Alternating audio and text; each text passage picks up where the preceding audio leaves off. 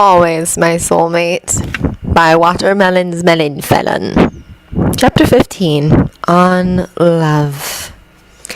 Yuri wasn't the type who was brave enough to call into one of those radio stations in an attempt to sing a part of his song. He wasn't the kind to post a YouTube video of himself singing it. He simply did his own thing, generally only singing it to himself when he was alone. It was a melodic sort of sound, sweet and clear on the ears. He used to listen as carefully as he could in order to memorize it, and now his mind played that song over and over. It was said that your soulmate would have the exact same song playing in their own minds, and that you could find each other that way.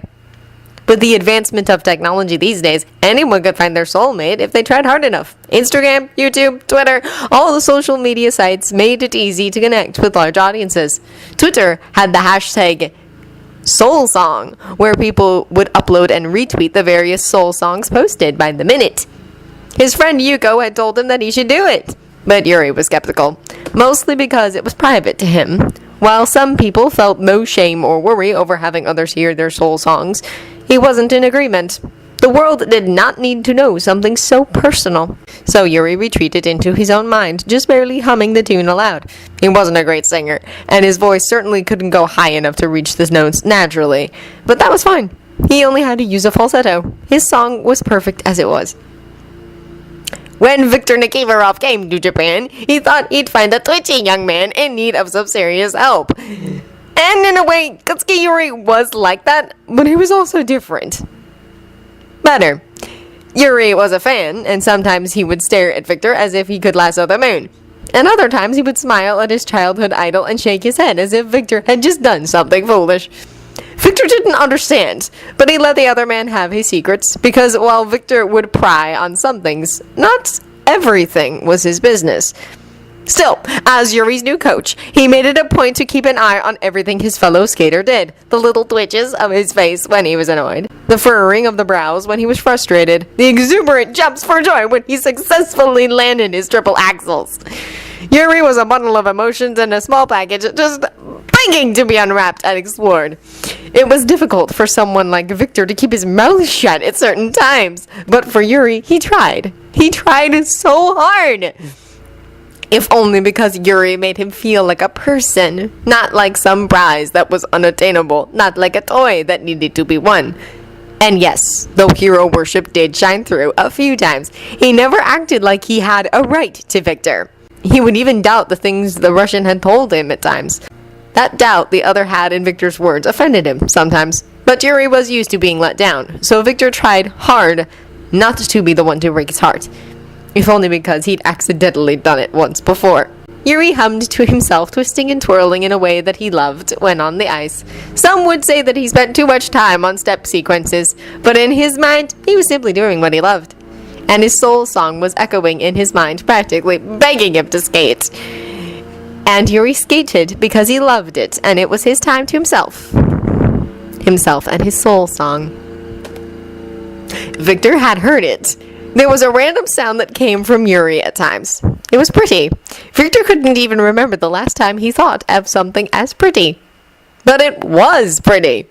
Yuri's voice ascended into a falsetto, making Victor think of young male choirs, clear and crisp and ringing of innocence.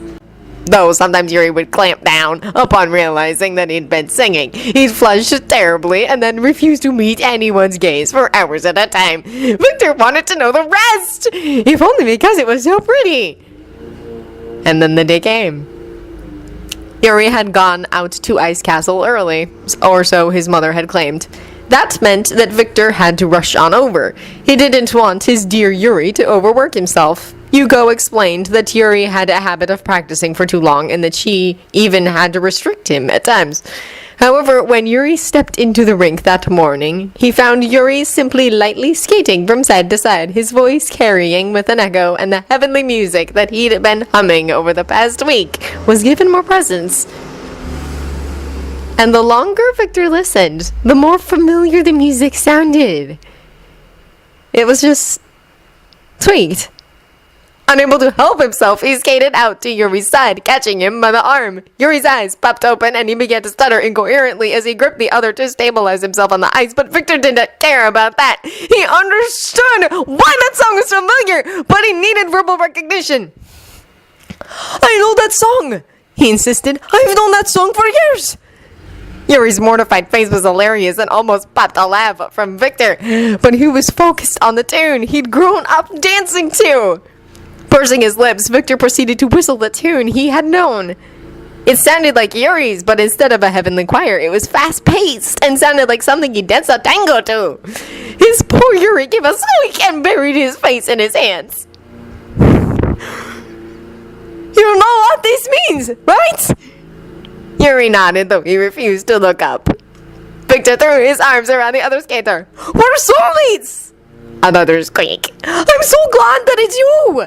Victor continued to gush. Perhaps he was being too forward, or maybe Yuri was just not used to people being genuinely happy to be with him. Either way, Yuri fainted dead away in Victor's arms, leaving his safety in Victor's hands until he awoke. Victor merely smiled and buried his face in Yuri's soft hair. They could deal with the ramifications later, but for now, he was very happy.